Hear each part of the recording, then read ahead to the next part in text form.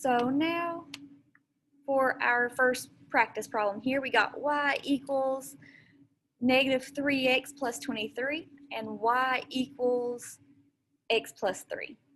So remember this part right here. Oh, I'm on the eraser mode. Remember this part right here. Y does equal y. That's true. Y equals y. So then we just replace what y is. So our first y equals negative 3x plus 23. So I'm going to replace my first y with negative 3x plus 23. So negative 3x plus 23 equals, and now my second y equals x plus 3. So I'm going to replace my second y with x plus 3. There we go. And remember, it's just all about that replacing. So substitution is the name of the game, and that just means we replace our first y with what it equals, and we put that there on the left, and we take what our second y equals, and we put it here on the right. And now once from there, we know that we want to take the variables to the left and take our numbers to the right. This is where we have to pay really close attention to signs.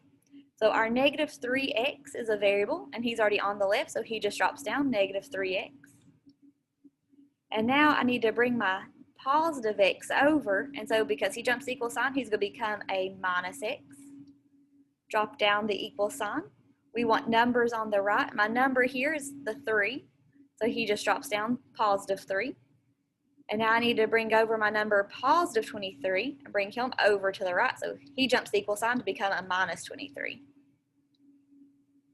So we took our variables to the left, we have our numbers on the right, and now we combine our like terms. So negative 3x minus, that's actually like a 1x, so 3x minus 1x is a negative 4x, equals 3 minus 23 is a negative 20.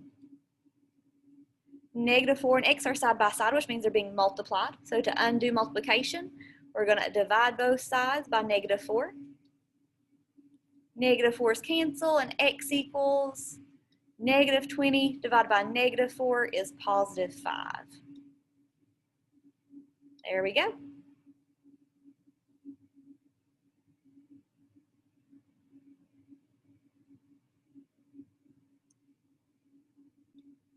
So now, I always like to take the top equation to solve for y just because it gives me a pattern. So y equals negative 3x plus 23.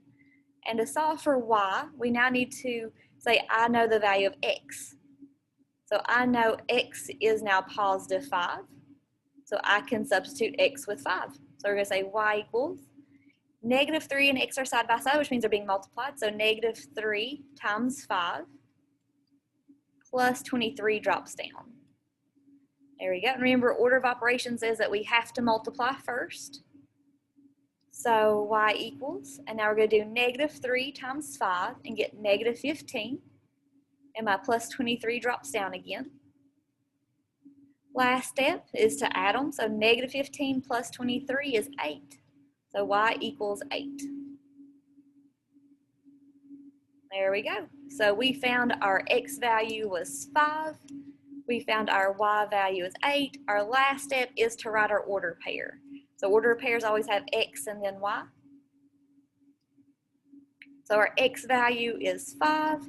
So 5 comes first. Our y value is 8. So 8 comes second. And that's our answer, 5, 8.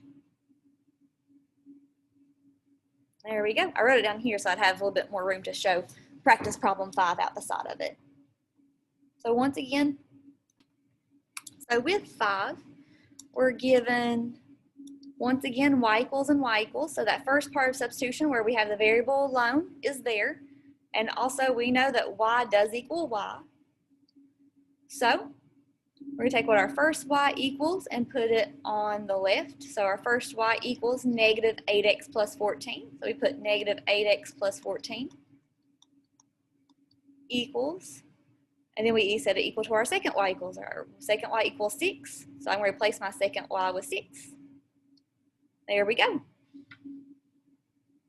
Now, at this part, just remember once again, what the first y equals here. Oh, I wasn't on a highlighter mode.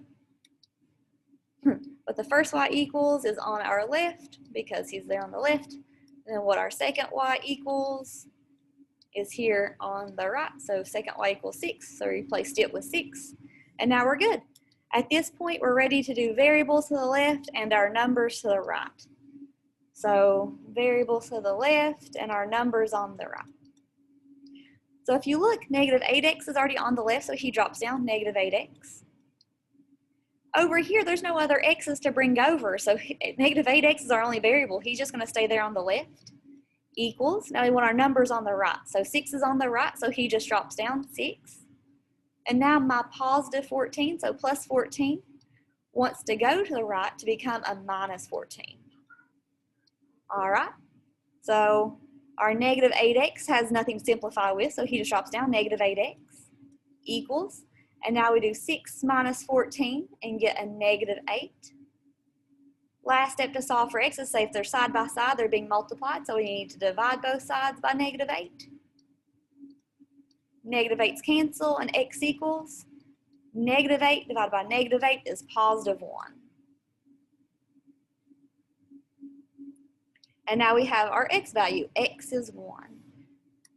If you all do a great job remembering for me now that once we have our x value, x is 1, we go up here to our equations, and we can use the top equation and replace it with 1. So we can do y equals negative 8x plus 14.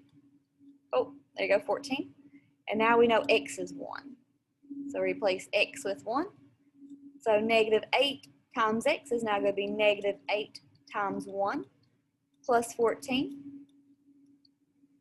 Y equals negative 8 times 1, because we always do our multiplication first, is going to be negative 8. Drop down our plus 14. And y equals negative 8 plus 14 gives us 6. So y equals 6. Now here's a quick thing. The reason why I went ahead and solved this one out is because if you look at your original problem up here, does it also say y equals 6? Yeah, so we also already kind of knew our y value there. I just wanted to show to you, it doesn't matter if you solve for it. Like if you get in a habit of always solving for y, that's great. If you know like, oh, that says y is 6, then you know that y is 6, and you can just go ahead and plug it into your answer for our order pair, x, y. And you get the same answer no matter how you do these, just as long as you follow the steps and do them correctly. So our x value is 1, so 1 goes first. Our y value is 6, so 6 comes second, and we're good. That's our order pair.